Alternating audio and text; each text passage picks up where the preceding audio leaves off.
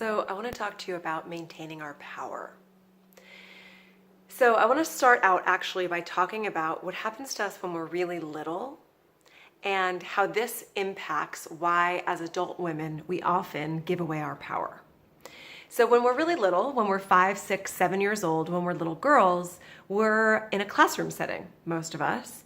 And in a classroom setting, we are usually developmentally a bit ahead of our boy counterparts.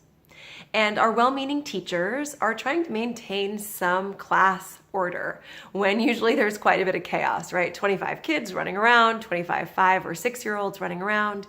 And our teacher, usually a woman, is trying to get everyone into a couple straight lines, right? Trying to get everyone to put their heads down on their desks or to actually do some work. And so she asks us, boys and girls alike, to please raise our hands, to please stand in lines, to please follow the rules. And little girls at that time actually have some capacity to follow rules, whereas little boys have a much harder time at that age to do it. So girls do, they follow the rules. They'll get in line, they'll raise their hand, and teachers say, "Great job. You did a good job. Good job raising your hand, good job standing in line, good job following the rules." So at 5 or 6 years old, when we are in one of the most influential developmental stages of our lives, we start to associate praise, approval from an authority figure with being good and following the rules. It's our first message of good girl. Good girls follow the rules, no matter what. So that happens when we're 5, 6, maybe 7 years old.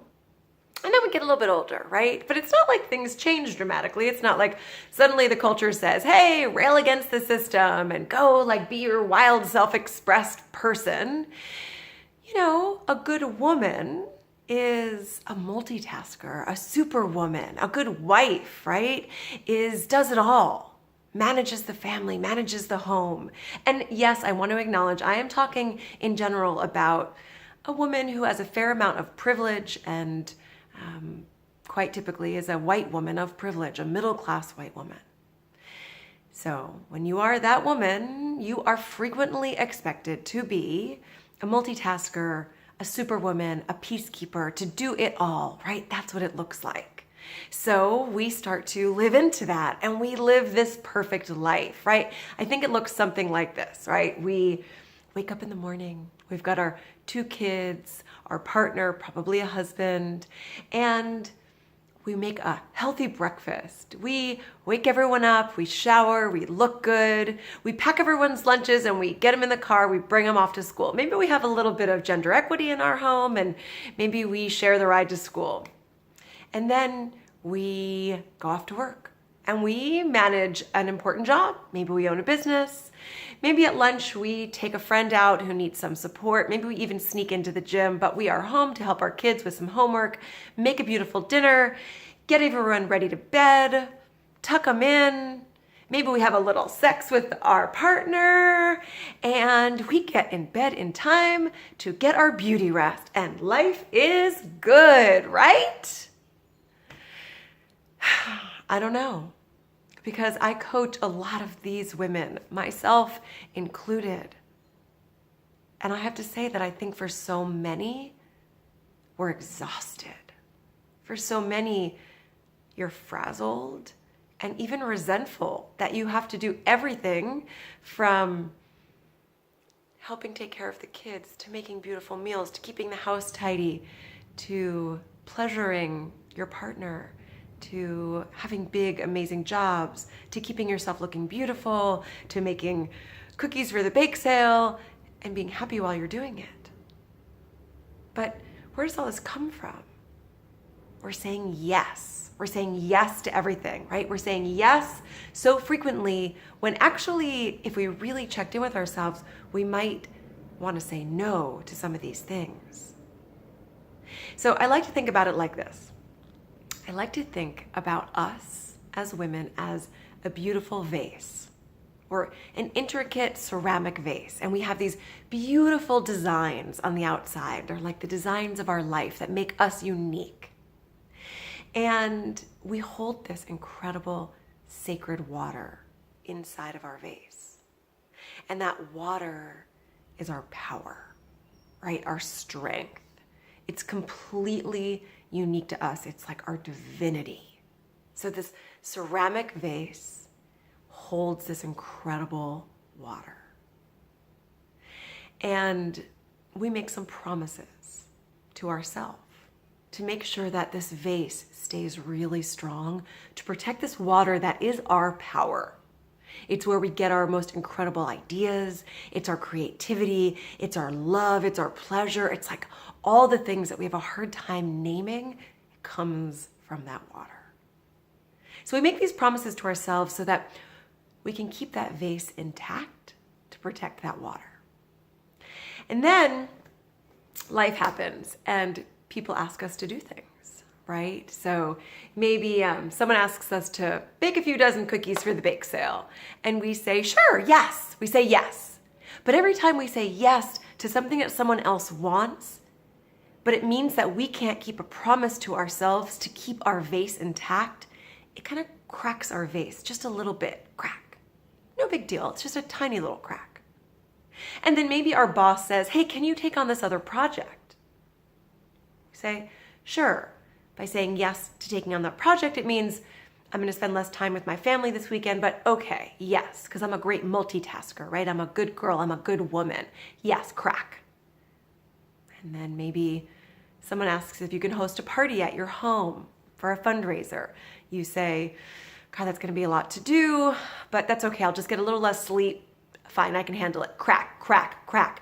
So we say yes, yes, yes, yes to everybody else. But every time we say yes to somebody else, we're saying no to ourselves, right? We're breaking a promise that we made to ourselves. We're breaking a promise that we made to keep this vase intact, to hold these sacred waters, the waters that are our power, our creativity, our brilliance in the world. And each of those little cracks, they start to connect over time.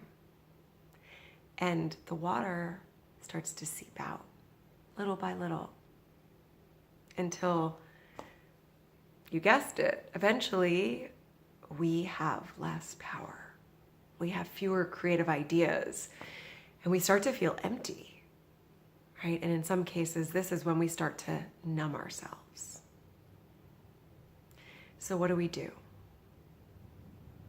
Well, one of the most important things is to break this habit of saying yes when we really mean no, saying yes when what we need to do is say yes to keeping those promises to ourselves. So I'm going to give you 2 really specific and easy things to do so that you can keep that beautiful vase that holds that incredible, powerful water intact. So here they are. So number 1, the first thing to do is to know what are the 4 things, the 4 promises that you need to make to yourself so that you're always at the very least, at your baseline best self, right? So you can keep your vase intact. What do you need?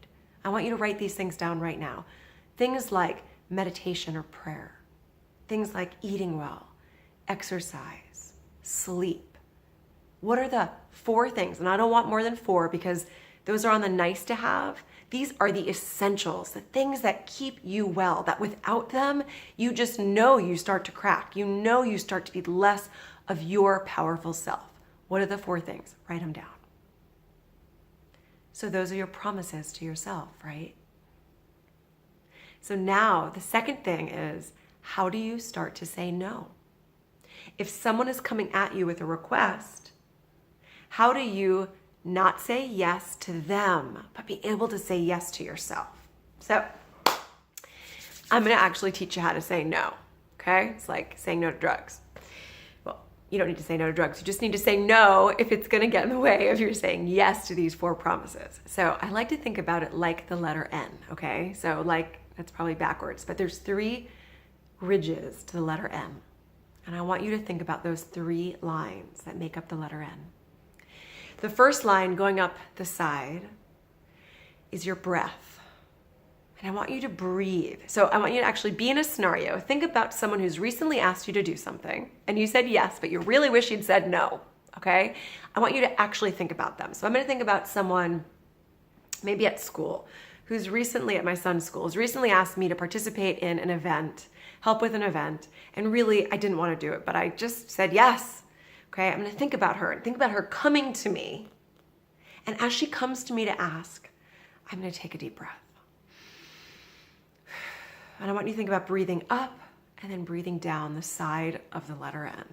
Literally breathe. And the reason I'm making you think about the letter N is because I want you to be holding that in your head when this actually happens.